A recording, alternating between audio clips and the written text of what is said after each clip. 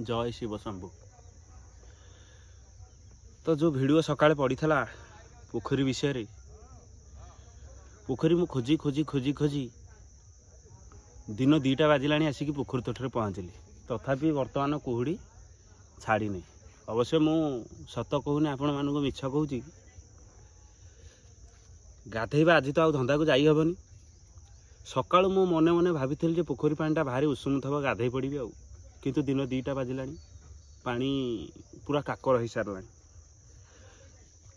मो आज को 4 दिन है पात्र इलेक्ट्रोनिक्स आम शासनचक जो हिटर वाटर हिटर अच्छी पानी बाल्टी भितर थुईकि सुइचटा माइले भाटोकरी पानीटा गरम हो।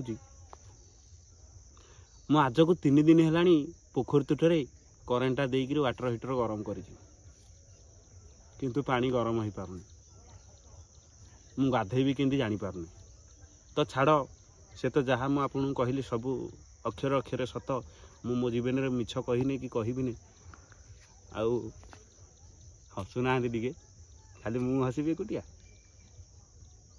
तो से पोखरी तटटा आम बर्तमान देखीदबा। कैमेरा वाला को कहबी जे पोखरी तट आड़े नहीं टे मोबाइल टाक जी।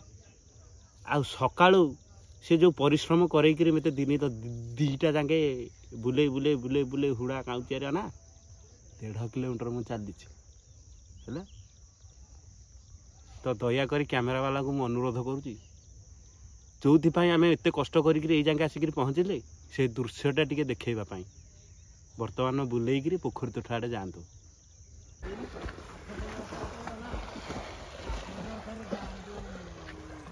केते अंधार किए पाइबे पोखरी।